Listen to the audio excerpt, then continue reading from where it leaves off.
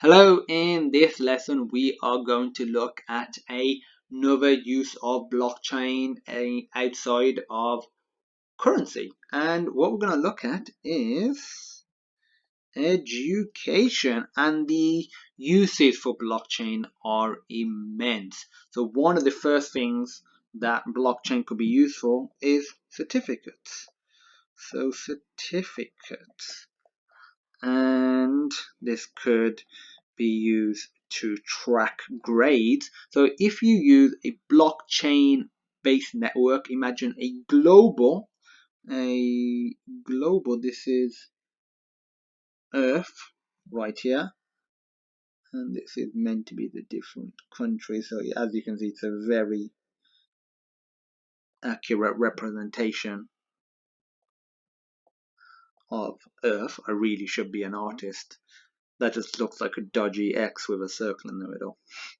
Okay, so that is Earth. So a global network that holds certificates, or more importantly, tracks grades. So if you were to go from one institute to another, so let's say if you did a degree in one university, and maybe you did it 20 years ago. So assuming blockchain, this education network has been around for decades, and you did a degree 20 years ago, it's tracked, it's on there. It doesn't matter whether you go a year later and somebody wants to see the grade, the certificates, they can see them. They don't need your original copy. If anything, they don't want your physical copy, because the network will have a more accurate representation of what you actually did and actually achieved, even if that institute is no longer around for whatever reason. So that's a very, very powerful thing. Another thing that this could be useful is for refugees. There are refugees around the world, especially from war-torn countries, that are highly educated, but unfortunately they are unable to get hold of their records. So there's no proof to say they are an engineer, that they're a doctor, they're a lawyer, they have these qualifications. But if it's a global network that's decentralized, distributed, that's outside of any one schooling body, it doesn't matter if they're a refugee, it doesn't matter if they want to do something with it 20 years later, a year later, or whether it's within education or somewhere else, or the original institute is no longer around. It's there. They can access it, and anyone can access it. So that is a really, really powerful thing. And all of this could feed into a automatic version of LinkedIn. So anyone that knows of LinkedIn, which I'm sure everyone that's watching the video does, it's like a professional social network where you have sort of like an online CV. You can put your grades, you can put your qualifications, if you have any books that you've written, where you went and what you studied, all of that stuff. Essentially what a CV is, like an online CV, and it helps connect recruiters to people that want to get jobs. It just helps connect people in general in a professional manner. But you have to put your own records in there. So you put your own name, you put your own details, you put what you've achieved, what grade you achieved, and let's just say some people do fabricate their achievements. Whereas if it was an automatic system that automatically retrieved it from a blockchain system, and all you had to do was just prove your identity, maybe using a passport number or a driver's license or maybe some other blockchain based network, it just automatically retrieves it. And also, as you do new stuff, maybe you get another degree or a diploma, or you work somewhere, it automatically just populates it. That would be awesome. I think that will free up a lot of people, and it would just be very, very accurate. Another cool application is attendance. So if attendance was recorded on a blockchain based network, people outside of that institute could see how punctual an individual is. So imagine if I go to a job interview and maybe all throughout my education I've been punctual, I've been on time, I went to every single lesson, lab, lecture, everything that there ever was, and maybe extracurricular activities as well that were tracked using a blockchain based network.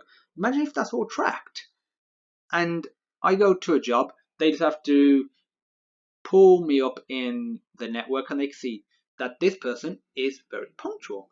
And maybe they have another person that maybe is slightly more qualified than I am, but they see that person is not punctual at all. And they would rather have somebody that is punctual and that clearly will put the work into it, even though they might not be as qualified. So it just essentially provides all of the facilities that we have right now, but just a more accurate, up to date, and almost tamper proof version of ourselves.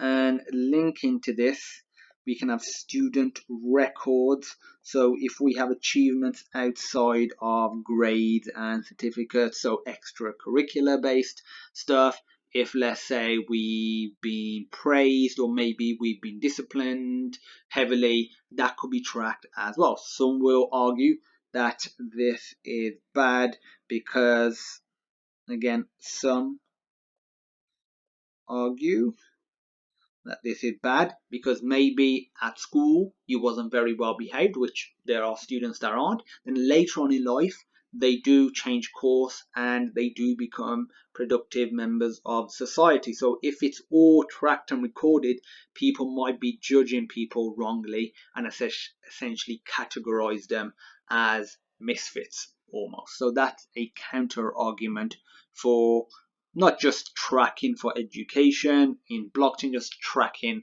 people in general. So if we talk about sort of research now, research based stuff, research, we could see collaboration like the way we've never seen it before. Generally, collaboration occurs within just the same sort of school, same institute. So if I go to a university and do a PhD, for the most part, I'll probably just be collaborating with other researchers at that university. Maybe a bit of collaboration may occur outside of the university, but for the most part, be within that institute.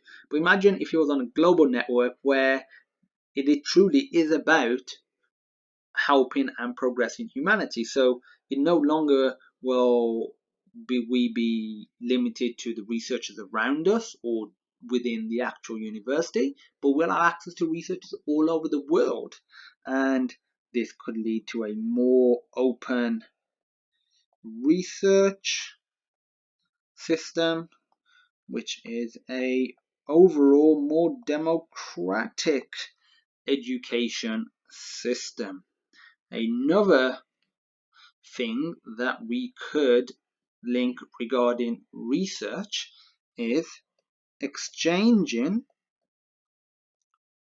content. So that could come in many forms, whether that's new inventions, new research. So we could exchange that content. It could be exchanging teaching material as well. So instead of just putting it on the internet for everyone to see, it's on a network of educators and only educators can see. So ultimately a global, I won't try and draw another Earth. I'm sure you were very disappointed with the old one. So it is a global network for education, for research, and it also can help track teacher reputation. So you can see how well a teacher does, sort of reputation they have. So when they go to, let's say, another school, there are cases where teachers are fired or they leave and they're not very good teachers for whatever reason.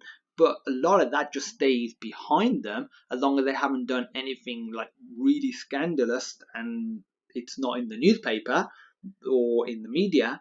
Then they usually are able to get a job somewhere else. especially in the education system. But whereas with global network that tracks teacher reputation, you can see what a teacher's like. Because I know, speaking to governors, that this is a major issue that they have, is vetting new teachers. So if there was an automatic system for providing that, they would save a whole heap of time. And also through a global network, we could eliminate individual schools and have a global school. So no longer would we have like institutions like Harvard, Stanford in America, Oxford and Cambridge in the UK, and other institutions around the world. We would just have one global network. We might have these individual sort of sections that they might still be called Harvard, Oxford, Cambridge, Stanford, MIT, etc. But it's all part of a global school, and maybe students and teachers can go between the different institutes, and a lot of the admin is just automated, which is a lot of the cost in general. So those are the many applications of education with blockchain. And here's another one that came to mind while I was planning this lesson. It could be used to eliminate student debt. Student debt is a major issue pretty much in a lot of the countries, especially Western countries, for college if you're in America, university if you're in the UK. And what I was thinking was you could use a economic output system, so almost like an EOS. This is just something that I'm making up, but what it could be, instead of having debt that you have to pay, let's say the student debt is $10,000 a year that covers accommodation, university fees, and anything else, and the degree is 3 years, so that's $30,000 worth of debt. Instead of paying off $30,000 or the equivalent currency, whether that's crypto based or there's some other fiat currency, what it could be, it could track the actual economic output that you have, and once you're hitting above a certain economic output, that extra output is considered more than the average person, and as a result, that is just taken away from your debt. I think that's just a crazy system, because imagine if you have two people, they both graduate with the same degree, same university, very similar people, but one person provides economic output of £50,000, or let's say, let's just keep it to dollars, $50,000. So person A economic output is $50,000 per year, and let's just say it's consistent that is as always $50,000. And person B, maybe it's his best friend, and she has a economic output of $5 million. For now, let's just ignore what they're outputting. Let's just say it's very useful to the economy. In a way, is it fair to say the person who's providing this much economic output, and let's say it is of true intrinsic value, that this person should be paying the debt, because then they provided the output to the economy? Some people may argue this person is worse off, and as a result, financially, and as a result shouldn't have to pay as much. But you could say, well, this person has in a way worked harder or worked better using their skills, obviously excluding any family issues or any other factors like that. If everything else is the same, all else held equal, I think the Latin saying is ceteris paribus, so all else held equal, then this person has clearly already provided more than $30,000 worth of extra economic output.